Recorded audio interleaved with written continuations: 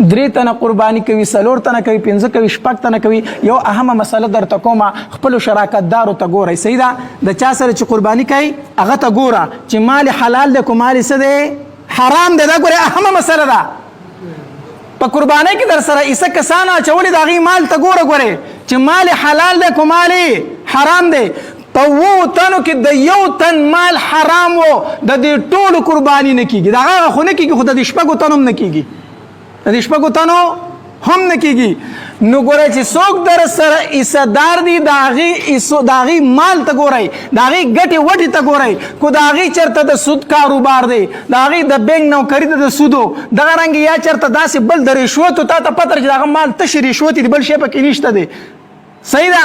تا ته پته د هغه بیې ټولې ناروا بیې دي، د هغه چېرته حلاله روزي مه کوه ورسره. ولې خپله قرباني خرابوئ؟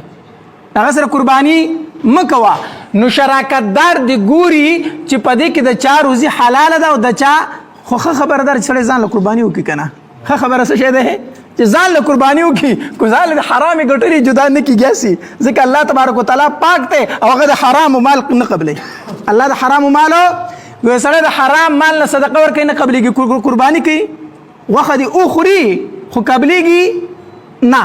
دا خبر یاد وساتئ. نو ښه خبره ده چې سړی ځان له قرباني وکړي، هر سړي ته خپل مال معلوم دی، هر سړي ته خپل مال څه دی معلوم دی.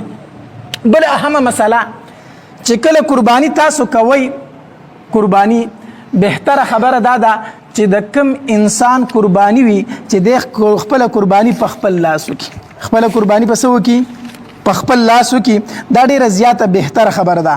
حدیث مبارک کې راځي نبی علیه الصلاة والسلام خپلې لور ته ویل یا فاطمه خپل قربانۍ ته پاسه ودرېږه، وته خپل قربانۍ ته پاسه ودرېږه.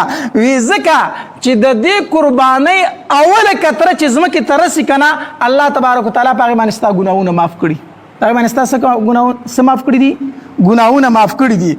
بیا فاطمه رضی الله تعالی عنها فرمایل وی د الله پاکه پیغمبره دا زمونږ د اهل بیتو دپاره صرف دا خبره ده، دا صرف زمونږ د سیدانو د اهل بیتو دپاره دا خبره ده چې د قربانۍ قطره ځمکې ته رسي الله د ته ټول ګناهونه معاف کړي.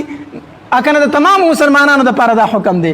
نبی علیه الصلاة والسلام ورته وفرمایل نه فاطمه دا د تمام مسلمانانو دپاره دا حکم دی. خپلې قربانۍ ته ودرېږه، د دې وینه لا ځمکې ته نه رسېدلي چې الله پې ستا کړي ګناهونه څه کړي معاف کړي. دا د هر مسلمان دپاره دی. او د ابو موسی اشعري رضی الله تعالی عنه لور وه، د هغې متعلق راځي وایي هغې به خپله قرباني په خپله حلالوله. د ابو موسی اشعري رضی الله تعالی عنه لور وه چې کله به هغې قرباني کوله خپله قرباني به یې په خپله حلالوله. نو که یوه زنانه ده خپله قرباني ده او په خپله په حلاله باندې پوهېږي، نو جایز دی چې زنانه څه وکړي خپله قرباني په خپله حلاله کړي. نو کوشش دا کوئ چې ستا قرباني ده چې قرباني په خپله وکړي، په کسابي یا بل سړی وله مه راوله. ټیک شو؟ او که نه په حصهدارانو کې، نو بیا هغې ځای ته په خپله شرکت وکړه، هغې ځای ته په خپله څه وکړه شرکت وکړه. حلاله خو به 1 تن کوي، خو چې ته ورته حاضر یې چې ستا قرباني کېږي.